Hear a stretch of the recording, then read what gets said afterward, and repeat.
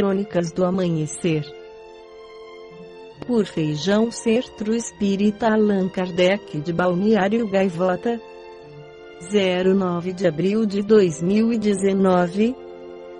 Funerárias processam pastor acusado de simular ressurreição, parte 01. Um grupo de diretores de funerárias na África do Sul disse que processará um autoproclamado profeta que afirmou ter ressuscitado um morto.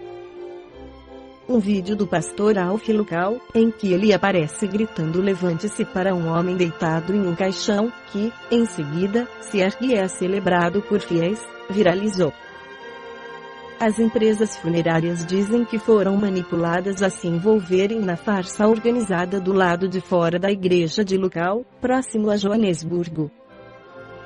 O caso foi ridicularizado e criticado por muitos no país. Não existem milagres, disse a Comissão para a Promoção e Proteção de Comunidades Culturais, Religiosas e Linguísticas à emissora estatal da África do Sul. São tentativas de ganhar dinheiro com o desespero do nosso povo. Funerárias alegam danos à sua reputação. 3 empresas funerárias que dizem ter sido enganadas agora estão tomando medidas legais por danos à sua reputação. A Kingdom Blue, a Kings e Queens e a Black Phoenix disseram à imprensa local que os representantes da igreja os enganaram de diferentes formas. Supostos membros da família do falecido disseram a Kings e Queens que tiveram um conflito com um outro fornecedor de serviços funerários. Os clientes também supostamente colocaram adesivos da Black Phoenix em um carro particular para parecer incríveis para Kings e Queens quando foram contratar um carro fúnebre da empresa. O caixão, dizem os diretores de funerárias, foi adquirido da Kingdom Blue. A igreja de local, Aleluia Ministries Internacional, não respondeu ao pedido de comentários da BBC. Caso gerou um debate nacional sobre falsos pastores. O site de notícias Sowetan relata que a igreja recuou em sua alegação de ter realizado uma ressurreição, dizendo que o morto já estava vivo quando foi levado ao local. O pastor havia apenas completado um milagre que Deus já havia realizado, disse Aleluia Ministries Internacional ao Sowetan. O correspondente da BBC, Milton Cozy, disse que o vídeo provocou um debate nacional sobre falsos pastores e foi amplamente criticado por grupos religiosos renomados. No entanto, alguns sul-africanos usaram a hashtag Resurrection Challenge, desafio da ressurreição, nas redes sociais para tratar do caso de forma bem-humorada. Este é o caso mais recente a chamar a atenção para líderes religiosos no país que dizem às suas congregações terem realizado feitos extraordinários. No ano passado, um pastor sul-africano foi considerado culpado de agressão por ter pulverizado um inseticida doméstico sobre os fiéis, alegando falsamente que isso poderia curar câncer e infecção pelo vírus HIV. No Evangelho segundo o Espiritismo, Allan Kardec esclarece que a reencarnação fazia parte dos dogmas judeus, sob o nome de ressurreição. Somente os saduceus, que pensavam que tudo acabava com a morte, não acreditavam nela. As ideias dos judeus sobre essa questão, como sobre muitas outras, não estavam claramente definidas, porque só tinham noções vagas e incompletas sobre a alma e sua ligação com o corpo. Eles acreditavam que um homem podia reviver, sem terem uma ideia precisa da maneira por que isso se daria, e designavam pela palavra ressurreição o que o Espiritismo chama, mais justamente, de reencarnação.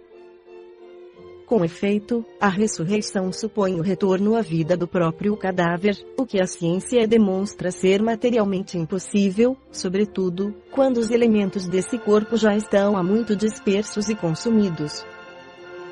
A reencarnação é a volta da alma ou espírito à vida corpórea, mas num outro corpo, novamente constituído, e que nada tem a ver com o antigo. A palavra ressurreição podia, assim, aplicar-se a Lázaro, mas não a Elias, nem aos demais profetas.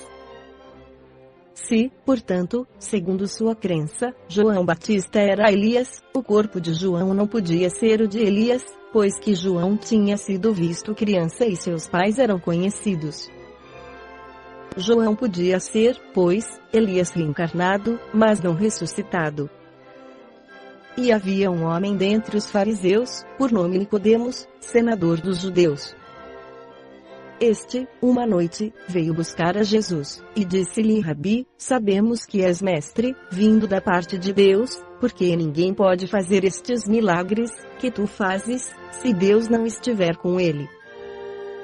Jesus respondeu e lhe disse: na verdade te digo, que não pode ver o reino de Deus senão aquele que renascer de novo. Nicodemos lhe disse: como pode um homem nascer, sendo velho?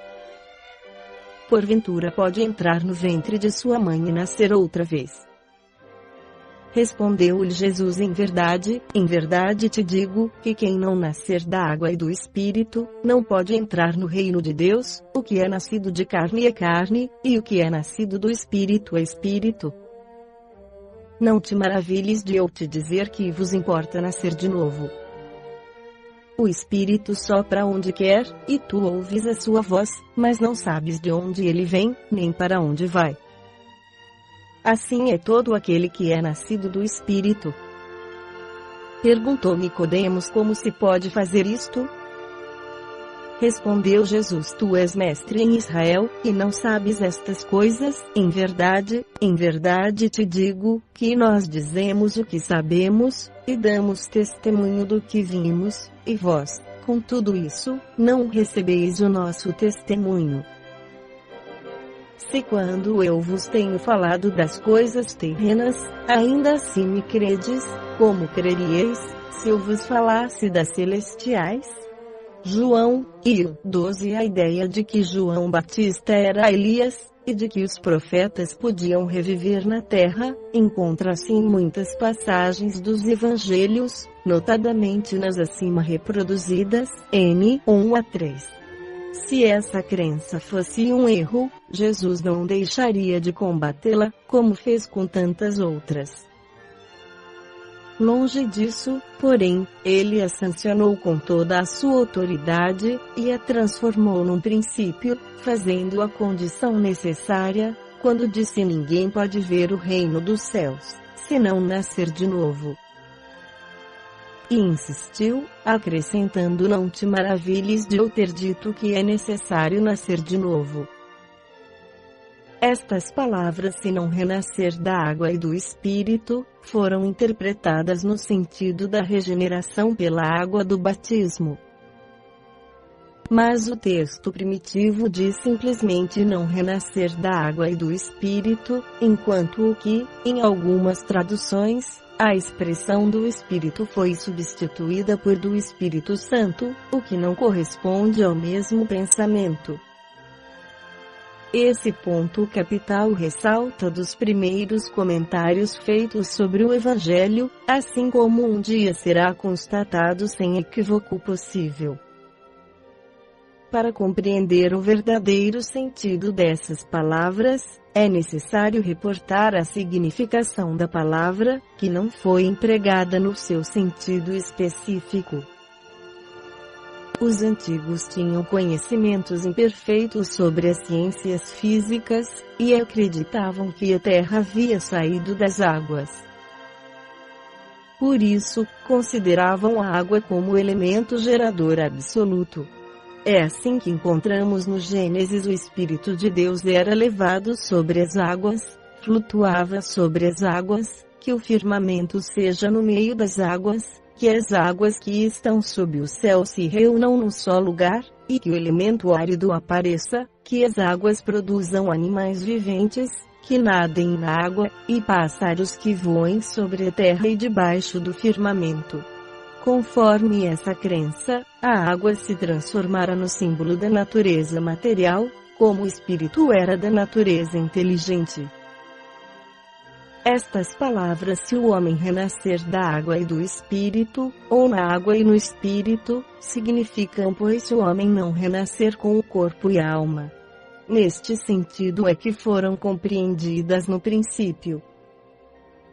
Esta interpretação se justifica, aliás, Por estas outras palavras, o que é nascido da carne é carne, e o que é nascido do Espírito é Espírito.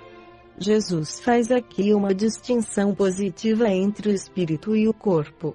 O que é nascido da carne é carne, indica claramente que o corpo procede apenas do corpo, e que o espírito é independente dele, esclarece Allan Kardec.